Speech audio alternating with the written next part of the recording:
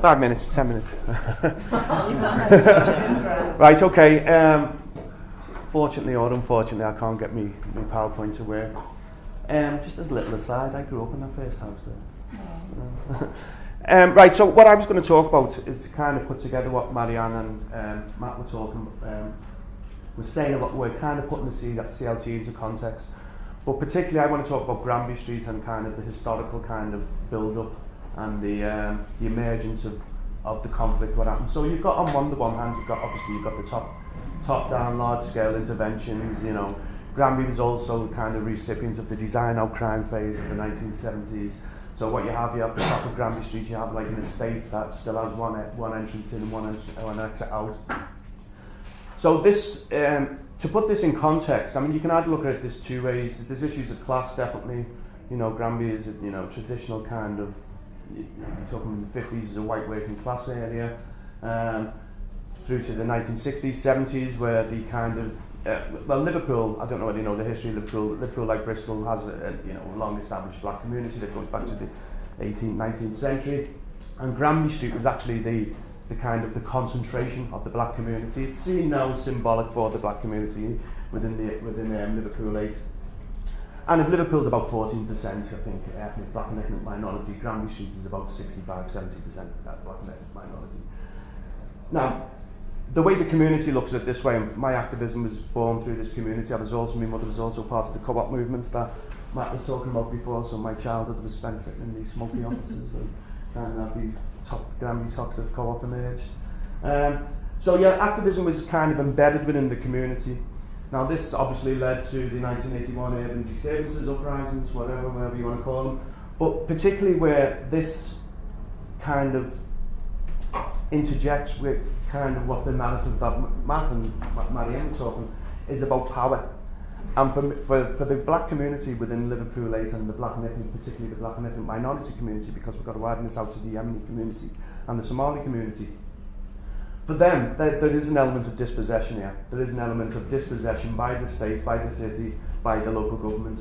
And this was formed within, for the community, it's kind of no surprise that these large top-down, large-scale interventions took place to kind of disperse the black community. I mean, this is the thing, and this is, if you think about it, I mean, the same happened to me. I lived on Granby Street when your house was in repair. I was in a co-op. As soon as you moved out for your general repairs, you couldn't move back in there. So this is a period of 20 years which this community dispersed because it's a highly politicised and political area.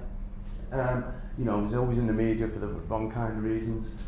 So it comes into elements of kind of who has a voice in this. And you mentioned before, I think Marianne mentioned, but the fact that you can speak the language of kind of when you're speaking to urban planners.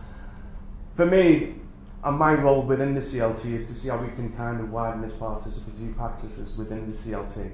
And this generally means that, okay, so what's in the community and how can we make this the CLT more democratic, which is which we're attempting, but also as well it can be intimidating.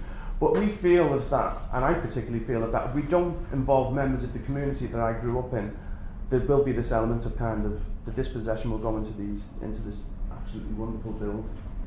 Now, how do we do this? It's by making the process of the CLT open, and it's structured in very simply. It's structured in a third people immediately from the 4 streets that have lived there, that can put up with all the rubbish over decades, people from the wider Granby Street, Liverpool 8 community, and then a third for the stakeholders, because why would you want to turn down kind of council offices and that, smooth things through.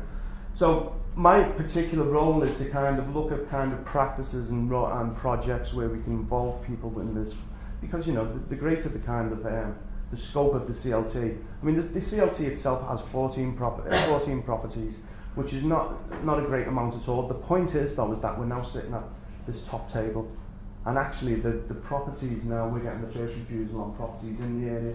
We seem to be the community organisation that the council want to deal with. Now this has took years, and of course there's people within the CLT that kind of still feel about the local authority. They still don't want to kind of have day-to-day kind of conversations with them because of this kind of minds decline that Matt spoke about before. But actually, me would be kind of sensible head on things that turn from activism into an organisation, and a representative democratic organisation is the most difficult thing now, one of our challenges.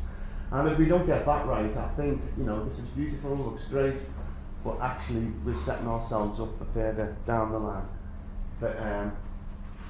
for more, if you like, more problems within you know, if the CLT cannot prove itself to be a kind of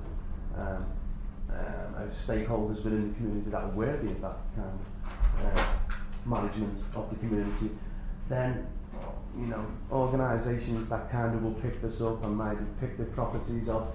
But actually right now, I mean, for example, I'll put this, what we wrote, this is quite simple, these 3 homes here, these are for sale, they're for sale. We can't control the rest of the property market. There's been a development of 200 homes. We can't control what the market does, but what we can do is control what these do.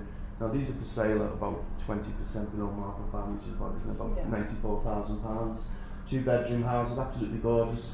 Now we've put a covenant in with this, and the fact that it can, you know, can only rise 1% above like the median income of Liverpool, which Liverpool's not going to strike oil or gold in the next few years. So it will keep it generally affordable. Whereas opposite there, we've got a housing association that kind of allow people to staircase out of their kind of option. And that's the reason why we didn't turn a social RSL as well, because obviously as soon as people move in, they've got the right to challenge and the right to buy. We know what property's like in the UK. So yeah, so that's what we're about. It's about keeping this stakehold within the community and ensuring that this activism in this community element flows through there. And we feel that this is not a bad model with regards to the sales, and the same goes with the affordable rent. Right, okay. Thank you so much. Fantastic. Thank you.